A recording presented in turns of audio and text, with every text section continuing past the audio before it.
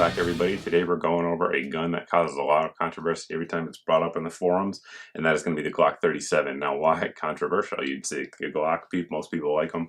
They wouldn't be too controversial, but this one is due to the caliber. A lot of folks say the 45 G.A.P is a worthless round that has no place and doesn't do anything greater than 45 or 40 or whatever the case may be, and it's hard to find. So we'll get into all that, and one way we're going to check that out is just do a quick chronograph reading and a quick gel test, nothing too scientific, with probably the most popular defensive round for this, the 200 grain Speer Gold Dot, and just keep shooting it, and then at the end let you know some of the details of the gun itself and then what we think of it overall.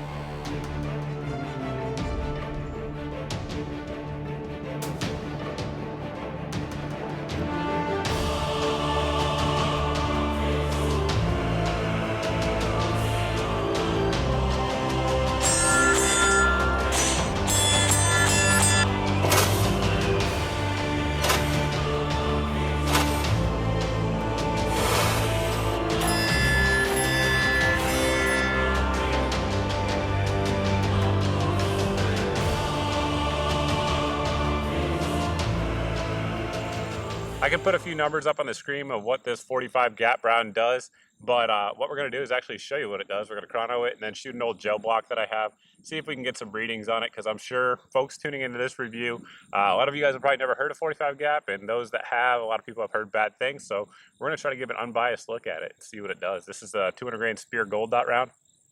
Let's check it out.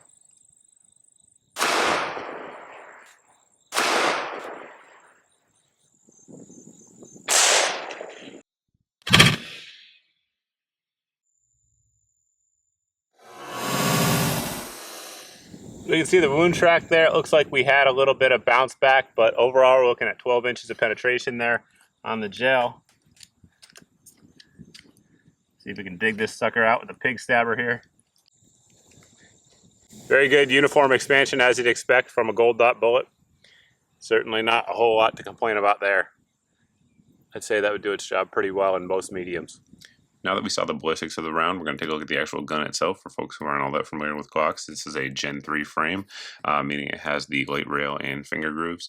We did put some Talon grip tape on there. I'm a big fan of it for any sort of gun that's at least duty size. I like the granulate sandpaper type stuff, and the rubber stuff works well on the smaller ones that you're going to carry, so that way it's not as abrasive on your skin or clothing. But I'm a big fan of the Talon grip types. They work well, particularly in a gun like this, which in terms of recoil is probably a little bit more than like a Glock 17. Well, it definitely is a little bit more than a Glock 17, probably in the neighborhood of like a Glock 22 feel to it. So it kind of feels like 40 cal to try to give you a similar recoil impulse type of reading. The gun does come with 2 or 3, depending on where you get it, magazines. They're labeled 45 G.A.P, very similar in size. In fact, they're pretty much the exact same size to what you see on a Glock 22 or a Glock 17 mag. However, they only hold 10 rounds due to the larger size of the 45 G.A.P round. So 10 plus 1 is the capacity of the gun.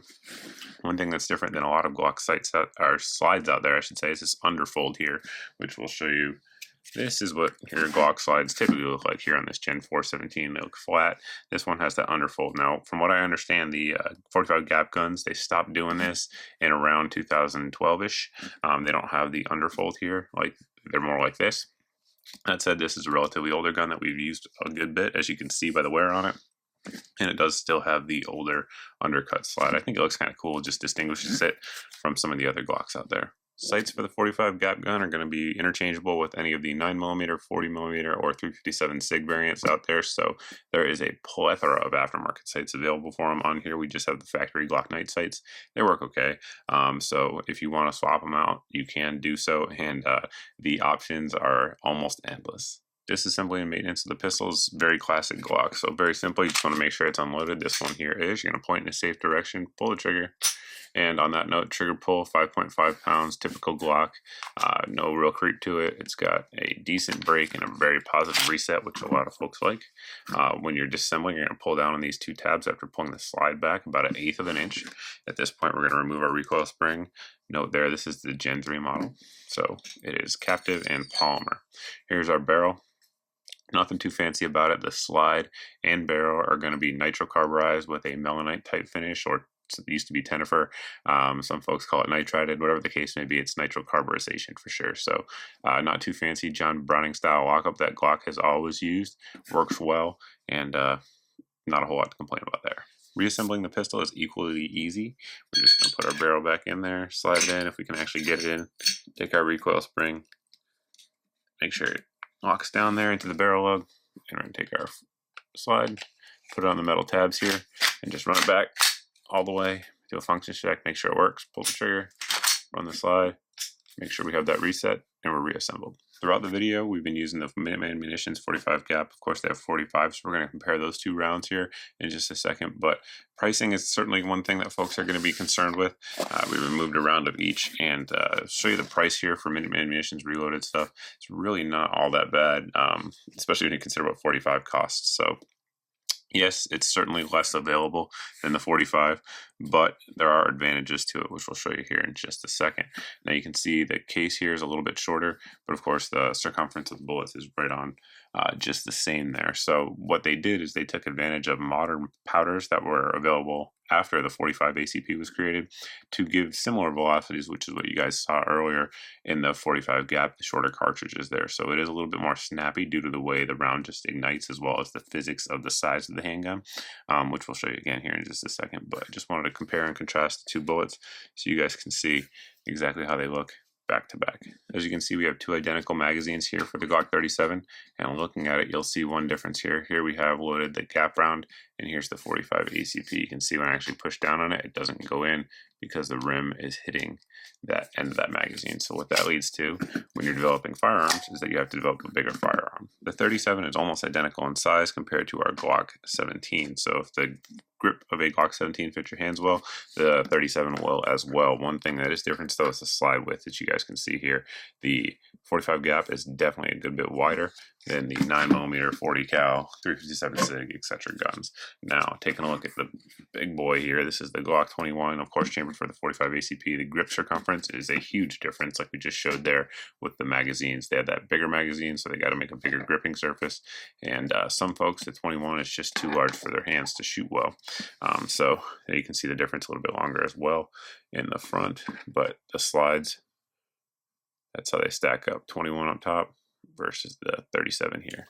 One thing I always like to point out whenever we're talking about defensive firearms is reliability. This gun to date has been 100% reliable with any of the ammo we've put through it, to include Minuteman Munitions, Speer Gold Dots, as well as the Hornady defensive load. I honestly don't know if that's made anymore, but we did have some hanging around, and it fed just fine without issue. Now, the gun is what it is. It's a Glock, so of course the grip angle is going to be something that some folks aren't going to like. The trigger, something some folks aren't going to like. But one thing I really like about it is the reliability. I am very used to shooting Glocks, so it just points naturally to me. And I think the extra weight up top helps stabilize the gun versus like a 17. But is that a huge deal? No. I like the fact that it takes the same sights though, and you can put any of those on there that you want to until your heart's content. So that's certainly a good thing. Magazines, Glock magazines are very durable. Of course, 10+1 instead of 13+1 in the 21 is sort of a compromise, no doubt about it, especially when you're talking about a gun of this size. But the round certainly is capable, as you guys saw out there with that gel test, and the gun seems to function fine and has nice fit and finish and all that stuff that you'd expect from a Glock in terms of fit and finish for Glocks anyway. But the price on these is going to be somewhere, depending on where you go, of course, in the $450 to $550 range most places. So not too expensive. It seems to work, be very durable. If you were looking for the wider round, if you will, of 45, but you don't want the huge frame, this is one of the few games in town. But if you guys have any other questions about the gun, by all means, you can post below in the comment section. If you want to tell me what you think of the gun and the 45 G.A.P, do it. I certainly appreciate the discussion down below that I'm sure you guys are going to have about this round. It happens every time it's bought up. But thanks for subscribing, guys. If you haven't subscribed yet, please go ahead and do so, and I hope to see you in the next video.